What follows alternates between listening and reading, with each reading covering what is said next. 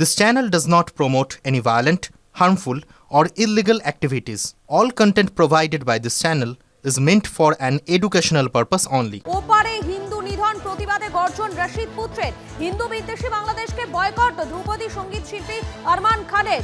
বিস্তারিত জানবো, আমাদের প্রতিনিধি সুচরিতা রয়েছেন আমাদের সঙ্গে। সুচরিতা, বিস্তারিত জানাও। দেখো, আরমান খানের সঙ্গে আমার কিছুক্ষণ আগে কথা হয়েছে। আরমানের বক্তব্য একটাই যে তার একটা কনসার্ট ছিল, তিনি সেটা বয়কট করেছেন। শুধু নয়, তিনি বলেছেন আগামী দিনে তিনি কোনো রকম কনসার্ট বাংলাদেশে করতে চান না, কারণ বাংলাদেশের এই যে পরিস্থিতি এবং যেভাবে হিন্দুদের নিধন করছে এবং হিন্দুদের সঙ্গে খারাপ আচরণ সকলে, সেটা কিন্তু তিনি সেটা নিয়ে চিন্তিত। এবং তিনি বলছেন যে তার কাছে একমাত্র ধর্ম হচ্ছে সঙ্গীত। সেখানে দাঁড়িয়ে যেভাবে ইনস্ট্রুমেন্ট ভেঙে চুরমার করে তাদের কোনো দিশা নেই এবং বাংলাদেশের নাকি আর কিছুই হবে না আগামী দিনে, সেই কারণেই কিন্তু আরমান খান বাংলাদেশের সঙ্গে কোনো রকম সম্পর্ক অর্থাৎ কোনো রকম কনসার্ট কোনো কিছু আগামী দিনেও তিনি করতে রাজি নন। এবং তিনি যে কনসার্ট করতে যাওয়ার কথা ছিল সেই কনসার্টও তিনি বাতিল করেছেন। মধুকল্পিতা, একেবারে তুমি আমাদের সঙ্গে থাকো, একবার শোনাই তিনি ঠিক কি বলছেন, আপনাদের শোনাই সেই বক্তব্য। বেসিক্যালি আমার এই ডিসিশনটা নেওয়ার একটাই আছে যে যেহেতু ওখানে যেভাবে এতটা ওদেরকে টর্চার করা হচ্ছে ওখানে লোকদের যারা হিন্দু আছে ওখানে, এটা আমার জন্য অ্যাজ এন ইন্ডিয়ান, আমি কোনো রিলিজিয়ন বায়াসড হয়ে বলছি না, অ্যাজ এন ইন্ডিয়ান আমি বলছি অ্যাজ হিউম্যানিটি গ্রাউন্ডসে এই জিনিসটা খুবই বাজে জিনিস হয়েছে আর এটা খুবই ভুল জিনিস একটা। আচ্ছা, এটা হওয়া উচিত না। আর আমার অ্যাকচুয়ালি বাংলাদেশ থেকে আমি এটা এক্সপেক্ট এই জন্য করেছি কেন কি ওই দেশের কোনো এমনিও ডেভেলপমেন্ট নেই আর এইটা ওদের বোঝার বাইরে। তো ওদেরকে অ্যাকচুয়ালি মানে এটা বয়কট আমি এই জন্যও করেছি যে ওরা জীবনে শুধরাবে না, ওদের আর কোনো ডেভেলপমেন্ট না কিচ্ছু হবে না, ওদের মেন্টালিটি স্টাক।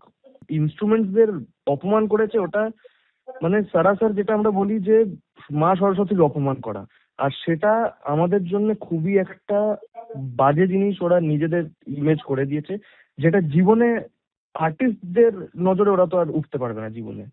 আমরা শোনালাম সেই বক্তব্য। আমি আরো একবার সুচরিতার কাছে চলে যাবো। সুচরিতা, হিন্দু বিদ্বেষী বাংলাদেশকে এবারে বয়কট করছেন ধ্রুপদী সঙ্গীত শিল্পী এবং তিনি বলছেন ভবিষ্যতেও তিনি এই দেশে আর কোনো শো করতে যাবেন না।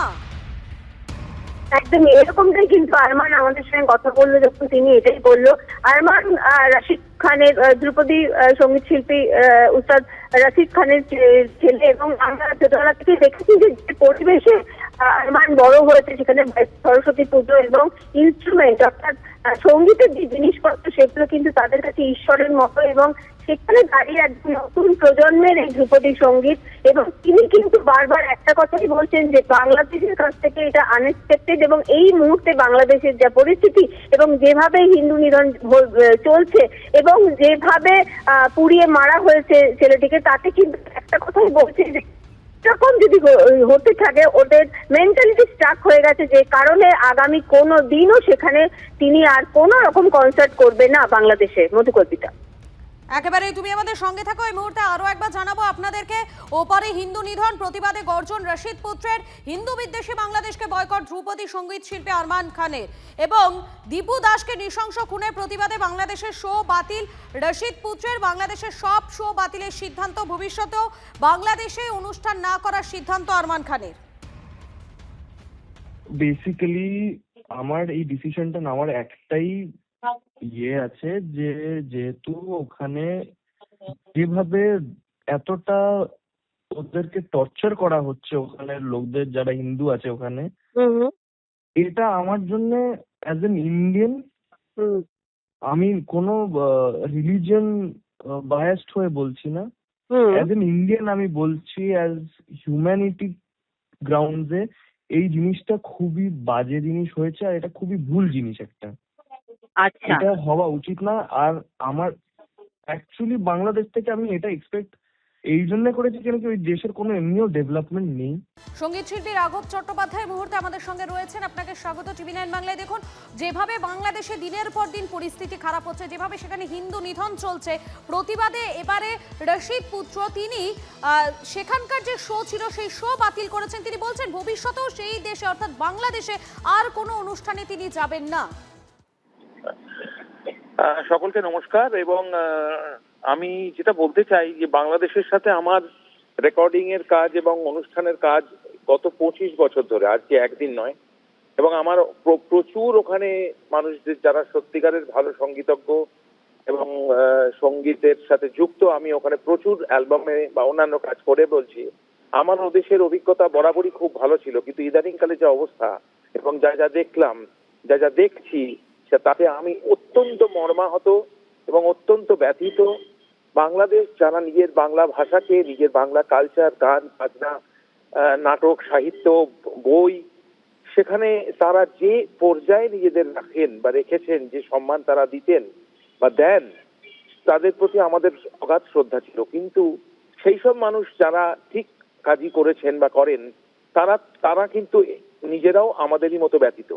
তাই আমার এটা একটা ভয়ের ব্যাপার, খুব খুব আনফর্চুনেট, খুব ভয়ের ব্যাপার যে আমরা শিল্পীরা আর বাংলাদেশে যাওয়ার কথা ভাবতে পারবো না। আমাদের ভয় লাগছে, আমাদের খারাপ লাগছে যে যেখানে যন্ত্র সঙ্গীত শিল্পীরা বলুন, গায়ক গায়িকা বলুন, তারা আতঙ্কিত। আমার সব প্রচুর বন্ধু বান্ধব ওখানে, সব টপ লেভেলের মিউজিশিয়ানসরা, তারা আতঙ্কিত যে তাদের সাংগীতিক যন্ত্রপাতি ভাঙা হচ্ছে, বইপত্র নষ্ট করা হচ্ছে। আমি জানি না, এই বাংলাদেশকে আমি চিনতে পারছি না। আমি সত্যি এত বছর বাংলাদেশে যাতায়াত করেছি, আমি কিন্তু এই বাংলাদেশকে আমি চিনতে পারছি না, এই বাংলাদেশের এই সব মানুষকে আমি চিনতে পারছি না। আমার জানি না যে কোনো অজানা কারণে বাংলাদেশে এই উত্তাল একটা অবস্থা চলছে। কিন্তু আমি একজন সামান্য সঙ্গীতের ছাত্র হিসেবে বলতে পারি এটা একেবারেই বাঞ্ছনীয় নয়। এটা ইমিডিয়েটলি এটার একটা কোনো স্টেপ কারুর নেওয়া উচিত। আমি রাজনৈতিক মানুষ নই, তাই আমি বলতে পারবো না যে কারা নেবেন, কিভাবে নেবেন। কিন্তু একটা যে কোনো সভ্য শিক্ষিত দেশে এই জিনিস আশাই করা যায় না, এবং যেটা আমাদের কাছে অত্যন্ত যন্ত্রণার, অত্যন্ত অপমানের এবং আমাদের সংস্কৃতি বিরোধী। এবং শুধু তাই না, মিডিয়া হাউস যেটা আমাদের সংস্কৃতির সঙ্গে সবসময় জড়িত, মিডিয়া হাউসের প্রতি এই অত্যাচার।